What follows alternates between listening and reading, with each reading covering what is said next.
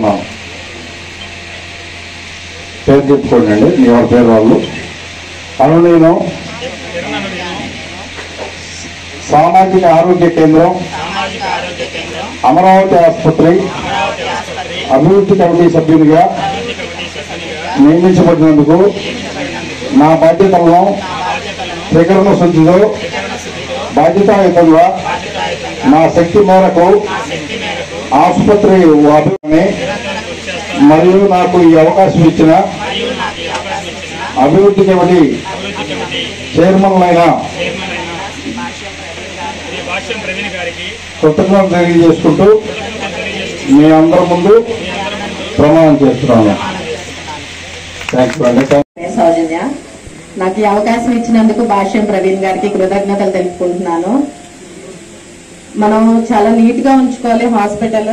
నా బాధ్యత నేను చక్కగా నెరవేరుస్తానని మీ అందరి ముందు చెప్తున్నాను. Thank you. నమస్కారం.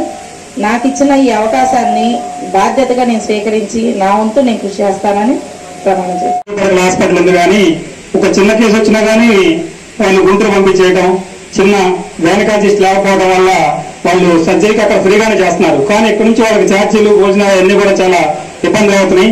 డాక్టర్ని దేవుడితో సమానంగా పూజిస్తారు కాబట్టి డాక్టర్లందరూ కూడా పేదవాళ్ళని దృష్టిలో పెట్టుకొని ఇక్కడ నుంచి ఇక్కడ భాష్యం ప్రవీణ్ గారు అంటే రాష్ట్రం మొత్తం తెలిసేటట్టు ఈ కోరపాడు నియోజకవర్గాన్ని తీర్చిదిద్దారు. ప్రతి ఒక్కరు కూడా ఇప్పుడు కోరపాడు వైపు చూస్తున్నారు.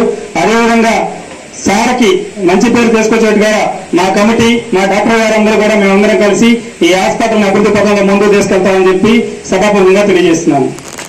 హాస్పిటల్ కమిటీ వారికి సూచించేది ఏంటంటే మీ అందరికీ కూడా రాబోయే రోజుల్లో ఎప్పటికప్పుడు మంత్లీ వన్స్ మీటింగ్లు పెట్టుకొని ఏమేమి అవసరాలు ఉన్నాయి ఏంటి అనేది మాకు నివేదికిస్తే మేము మీ పై అధికారులతో మాట్లాడి వాటిని చేయించడానికి మేము రెడీగా ఉంటామండి.